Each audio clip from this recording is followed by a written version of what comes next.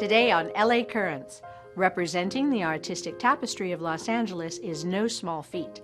I met with the team behind Los Angeles Municipal Art Gallery, LA MAG, as the gallery celebrates its 70th year in operation with an open call showcase for local artists. Later, Councilmember Bob Blumenfield joins me in studio for an update on all that's happening in Northwest LA and the San Fernando Valley. Blumenfield continues to look ahead with creative ideas to tackle the leading issues in the valley and the city as a whole. But to start, Los Angeles Police Department Chief Michael Moore has announced his retirement. The LAPD chief spoke to our Anita Bennett and discussed what he is most proud of, what he thinks could have been done differently, and what progress LA's police department has made under his leadership.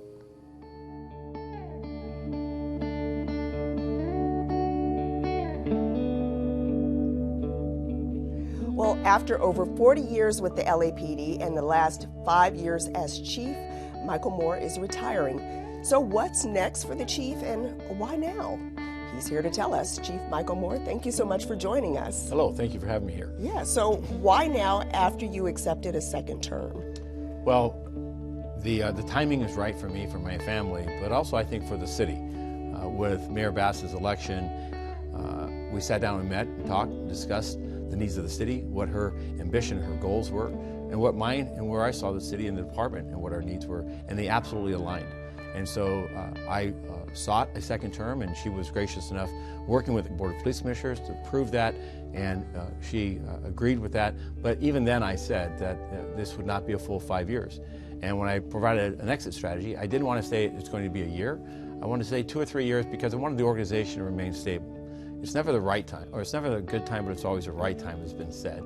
And I thought, now is the right time. What message do you want to send to Angelenos as you leave the department? So I would ask them to have a forgiving sense, recognize we are human, that we have limitations, that our efforts are genuine, that when we come into situations that are not of our making, that we have only certain capabilities.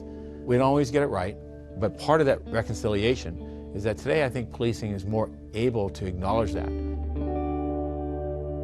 It is a genuine profession of service, of dedication, of honor, and of integrity. And I think in working together, we'll have a safer Los Angeles. You mentioned recruitment. The ranks were at a critical level. So what's being done and how much progress have we made? So what's being done is we've improved our marketing. The city has supported us with added funding for marketing efforts to attract the most qualified applicants. We're in a very competitive job market, not just in here in LA, but across America for policing. And so the monies that have been invested in the city, by the city in us, as well as by the Police Foundation, is now allowing us to advertise and be seen in many more eyeballs and many more people who may be attracted to this profession, and to define it in a way that we demonstrate that this is an opportunity of a lifetime. Secondly, the efforts of the mayor in giving us a record contract for the rank and file, a 4-year contract with wage increases that in my time with LAPD I've never seen. She recognized the importance that we be competitive, both financially, both in benefits, but also in our working conditions. And that record investment, I believe, is going to return not just in an effort of attracting more, but also retaining. When we saw the outflows of the organization in the last 3 years, the biggest disappointment was that about 200 officers each year we were losing, not because they were facing retirement, but because they were attracted to other agencies. They're attracted to find what they thought were greener pastures. The mayor's contract and supporting the rank and file, I believe, is making a change. Since the implementation of this contract, we've seen the outflows of individuals that were not forced out because of retirement requirements be reduced by 1/3. And that is an important step forward as we rebuild this organization, is that we not just build our academy classes, but that we retain those employees for their full term. Let's talk about some of the upcoming events. How is the city and the LAPD preparing for the Olympics, the World Cup, and the Super Bowl that's coming back? So what's really good about LA is that we are this world-class city that has so many major events on an ongoing basis. We're an entertainment capital of the world. We have some of the highest concentration of major sporting venues and events. We are convention centers, we are business trades, we are all the makings, a very cosmopolitan city in a region that is some 10 million strong. So it's not like this is our first rodeo. So there's to some benefit. We have the benefit of just recently having had a Super Bowl. So it's welcoming it coming back in 2027. We had the NFL week here in downtown Los Angeles. We had the hospitality and so forth, and it worked wonderfully. So, but we're not resting our heels going, well, we've seen here, been here, done that.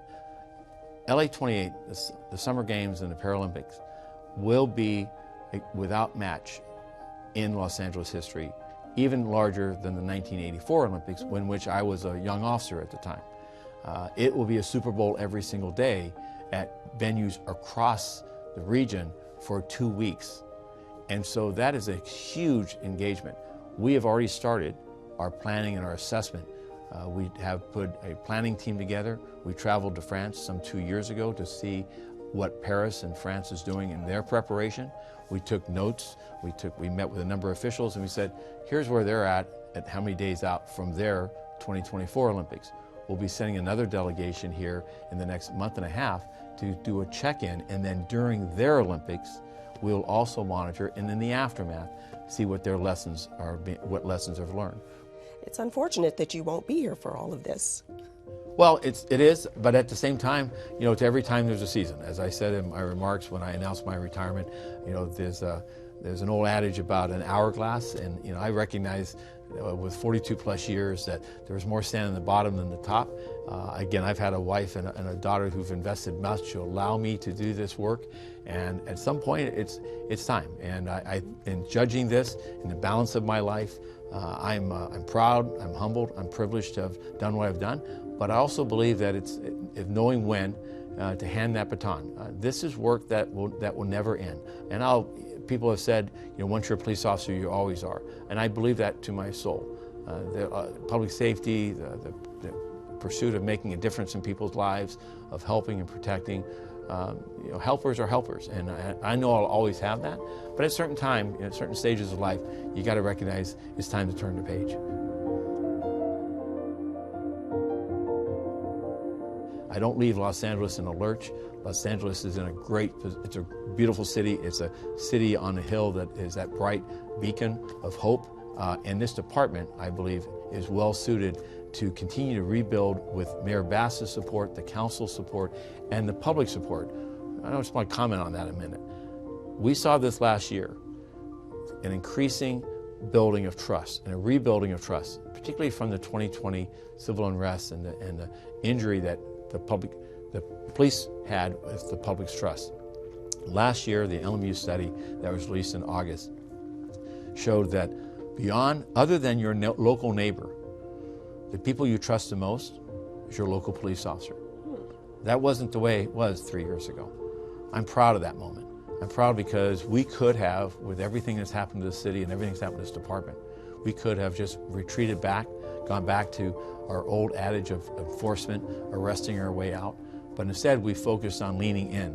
What can we do better to bolster and build that trust? What can we do to ensure that reforms are in place, that people see us as protectors, as servants? And it's paying that dividend. The path forward is bright. We haven't fixed it entirely. We got more work to do, so as the city comes into 2024 and beyond, as I leave this position and I hand the reins to the next chief, it's going to be critical that they stay focused on reminding the public that cops count, police matter. The result of what they've seen is not just us alone, but we're a critical ingredient to that success. Mm-hmm. What else are you proud of? Proud of the people side. This is a people business. The diversity, we have deepened our ranks with women taking on command and senior positions within the organization. We've deepened our ranks with equity and inclusion of people from all walks of life being a member of this organization and a valued member. I believe that our trust in our community of the police has improved in my time, that our interactions with them in demonstrating our commitment to community policing principles has deepened and emboldened, and the wellness and well-being of our people. We've done everything we can in the most troubling and trying and dangerous time in our history to protect them and to serve them. And then lastly, The stage is set with strategic plans and initiatives that are well on their way to address the full component of what it takes to keep Los Angeles safe. And with that, it is now time to say thank you. It's been a privilege of a lifetime. All right, well, Chief Michael Moore, thank you so much for being here. We wish you well in the future as you embark on your retirement. Thank you. All righty. At the Los Angeles Municipal Art Gallery, LA MAG, where our backdrop was the impressive exhibit of local artwork, I met with curators Nancy Meyer and Hugo Cervantes, along with Daniel Tarica of Culture LA. We discussed the show Open Call, Apophenia, and all the gallery continues to offer the city.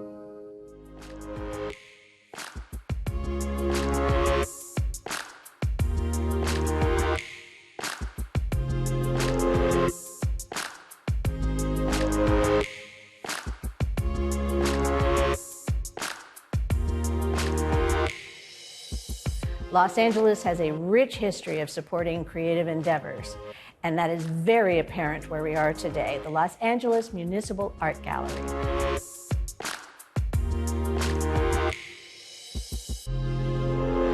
What does this gallery mean to the city of Los Angeles and to the Department of Cultural Affairs? This gallery is such a treasure to the city of Los Angeles. It was created in 1954 as a means to start opening up opportunities for Los Angeles and Southern California artists. What is the exhibit that you are curating that is being showcased now? This is the Open Call Apophenia, and it's in honor of the 70th anniversary of the gallery's history. We're revisiting the open call format, which was meant to include as many artists living and working in Los Angeles today. Whose art is here, and what was the scope of what you were asking for? 350 artists showed up to our doorsteps over the span of 2 days, and Nancy and I had the task to arrange everything. Did you accept everything, by the way? Yes, we didn't turn anyone away at the door who met our requirements. Wow. The title of this exhibit, Apophenia? Apophenia. What does that mean? Well, so the title is derived from an artwork in the exhibition. We did some research and looked into it because none of us really knew what the word meant. And it sounded like something we should know. So apophenia means the tendency to want to perceive or make meaning among unrelated and random things, such as objects and ideas. So we thought that in this situation for the open call, with so many artworks that are in the show that are so different from one another, but also our curatorial approach in trying to make sense of the show, we thought that the exhibition should be aptly named Apophenia. What does having a gallery like this mean to the city of Los Angeles, you know, reflecting the tapestry of the wonderful artistry here, but why is it important to the city? We as a city are so lucky to have the Municipal Art Gallery, and so grateful for Aline Barnsdall's vision for creating the campus that we have here. What we are able to do here, as well as many of our other galleries throughout the city, is really be able to exhibit artists that wouldn't necessarily, but may or may not have other opportunities to be able to exhibit. And looking at ways we do that, the gallery has been very forward-thinking about how it works and how it operates and how it brings in artists, even going back to curators from 50 years ago, thinking about how they were looking to lift up artists and present artists, women and people of color, to really open up those types of opportunities and thinking about how those artists have taken this opportunity as an entry point to be able to then go and present and exhibit locally at greater scales and as well as nationally and internationally. So it really is a jumping off point. And then secondly, this gallery and the work that we do speaks to the cultural tapestry and the framework of what the city is. So it represents and it tells the story of Los Angeles.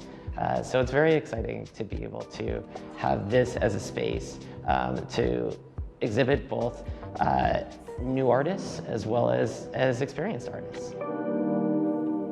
When you curate something, what's the process? You just look at everything in front of you and decide, I don't know where to put this. Or you look at everything in front of you and something comes into your mind, you visualize where things go. How was this show curated?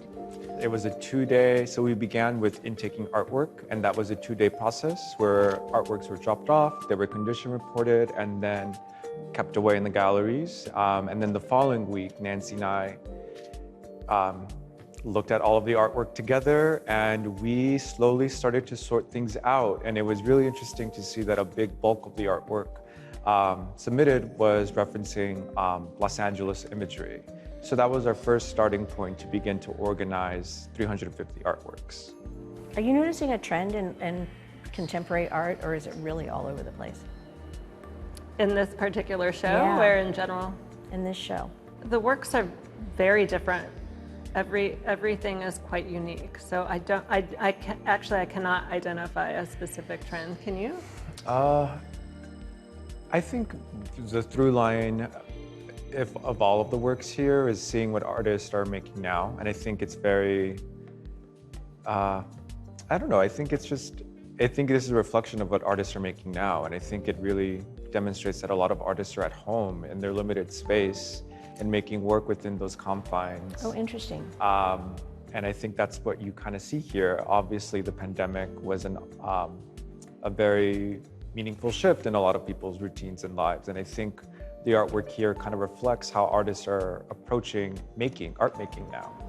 The reason I ask is because sometimes art is political. Sometimes art is expression of internal turmoil. Sometimes art is, celebration of, life and beauty and joy. But to your point, obviously the pandemic changed something in the life of an artist to show that. And so you saw that in what is being brought in today. Yeah. Do you look at art from the Department of Cultural Affairs as kind of a timeline and a history of the city? Absolutely, absolutely. I think art tells a story, and art inspires conversation. So as you look at it, and as I think about many of the different shows we've had here, as well as at our Watts Towers Art Center and our William Grant Still Art Center, the shows do tell a story. The shows do show an evolution, and it shows movement forward, it shows steps back, it shows challenges that we've had as a city, as individual cultures within a larger culture, and art inspires that conversation. And one of the things I think is fascinating about contemporary art is that you never actually know what the impact is going to be until you get a little bit of an arm's length on it, because you see some of the things today and you may not realize its cultural and historic import until we have a little bit of perspective. But the problem with contemporary art is sometimes it's inexplicable.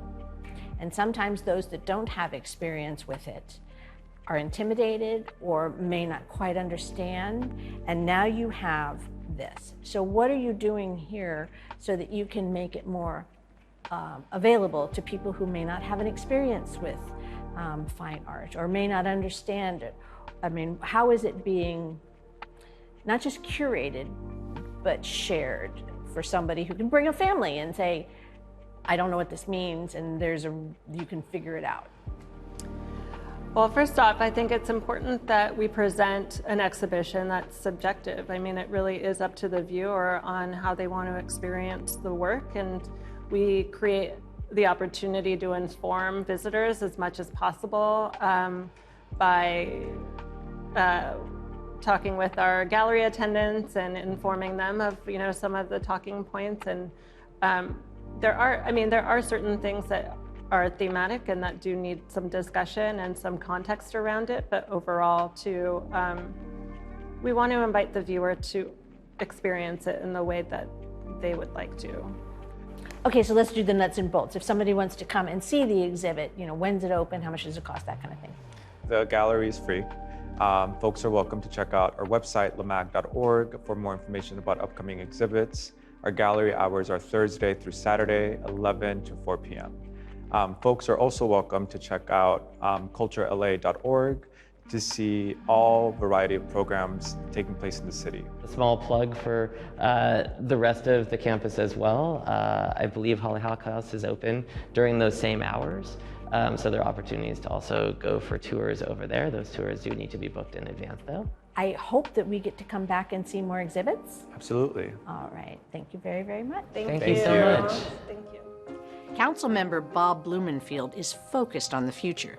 We met in studio where Blumenfield spoke about his work to fight rising temperatures locally and revitalize the city's cultural spaces. He also explained how the City Council's Housing and Homelessness Committee recently averted a housing disaster on Skid Row.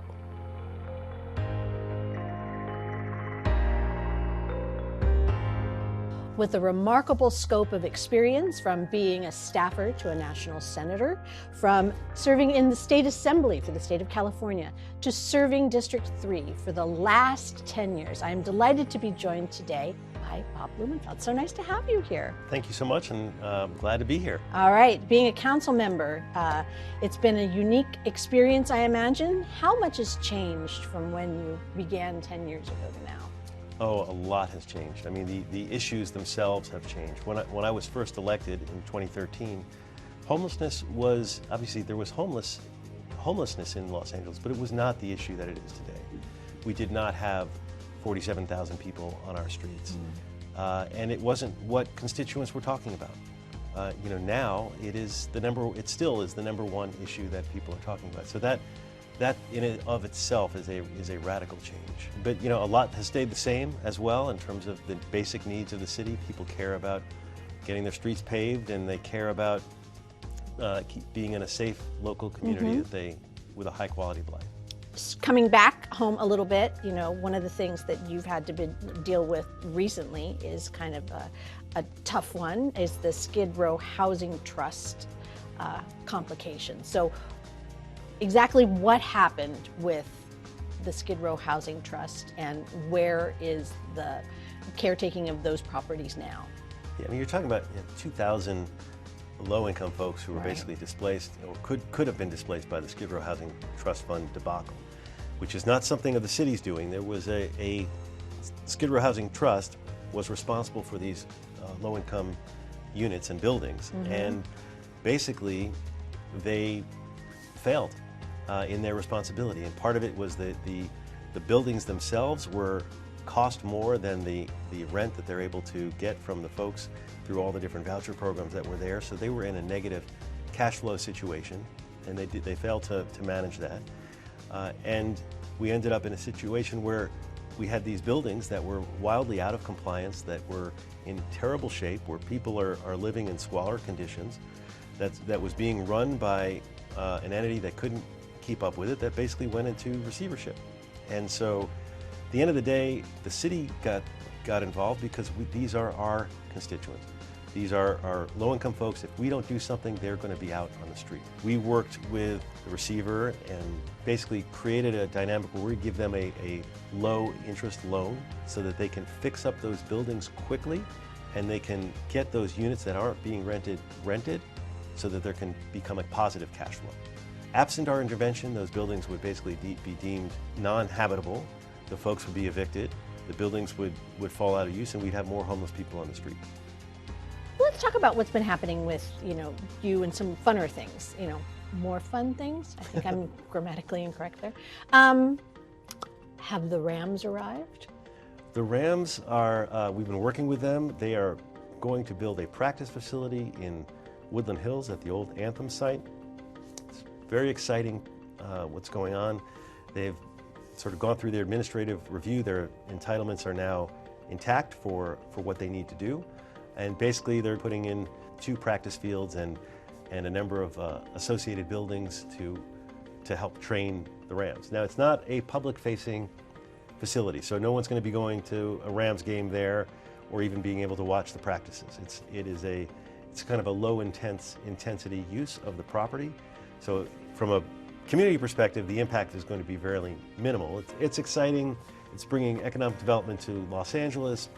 It's a status thing for LA, and it's all happening in the West Valley. Given the fact that you've been in office for 10 years, what are you really happy and proud, and what do you want to be doing in the remaining 2 years of your term? Well, they're related. I mean, there's issues, there's sort of the broad-based issues, citywide issues, homelessness. I'm very proud of what we've done. There were no interventions in my district, and we were able to create multiple interventions, 2 cabin communities, a bridge home, multiple affordable housing sites, hotel conversions, lots happening in the district to really deal with the homeless crisis. A lot of big, broad issues that I've been involved with, climate change certainly on the global level, getting us off of fossil fuels, but and moving toward renewables and other creative ways to deal with that issue, whether it's mobility issues or greening issues. One of my slogans is, make the valley cool again, because people say you can't change the weather, but we can change the temperature in the valley, and we are, and we've done some really cool things around that.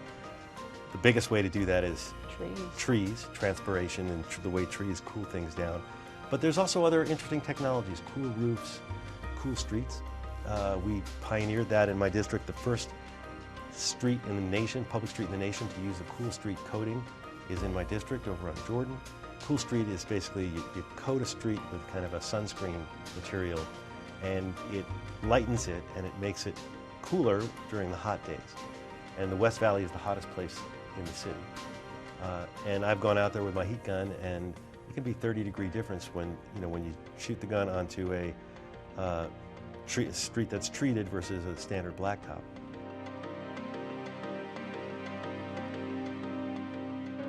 I was talking broadly about some of the citywide issues, but then on a district level, I'm very pleased by what we've been doing in terms of economic development, and excited by these next couple of years where you think about some of the major projects that I've been shepherding with my team and with the community over these years that are coming to fruition. My Reseda Rising initiative. It's more than $100 million worth of public investment into Reseda to revitalize that community. The biggest project of those projects is the Reseda Ice Rink, which we're doing a partnership with the LA Kings. Construction has already started. That's going to be up and running within 12 months. That we're going to be skating on that rink, and kids from all over and from especially from the local area are going to be playing hockey, figure skating, doing all these things on the only public rink in the city. Congratulations. Thank you. And then just down the road is the Reseda Theater. That was an iconic theater for years, but had been dilapidated for decades. And again, it was like, how do we figure out something productive to do with that? The community always wanted to keep the theater, keep entertainment there, wanted to see the marquee, the iconic marquee remain, which is part of Reseda's history. Long story, we have partnered, created investments. We built a senior housing facility on the back lot, and starting construction next year will be the new Reseda Theater. Wow. Which will be a theater, about 2 theaters, plus a food hall, a sort of modern food hall that will be on the ground level that will serve the community. Wow. And the marquee is preserved, the iconic marquee, and so that's another exciting sort of big ticket project. If people wanted to learn about all these wonderful things and some of the challenging things and some of the interesting things that they should know, what's the best way for people to keep up on what is happening with your district? Great. Go to my website, blumenfield.lacity.org. There you can also sign up for my newsletter, and you can go. We have a lot of great information on the pages, not just about the Reseda Rising initiative, but about the Canoga Park Arts Hub, about all the different economic development projects, as well as a lot of legislation I've been working on, and so you can spend hours and hours just combing through the pages and seeing what's happening in the West Valley and the kinds of things that my team and I have been working on and the community has been working on. Well, this has been fascinating. Promise you'll come back before the end of your term. I would love to. Anytime you invite me, I'm happy to be here. All right. Thank you so much. Thank you.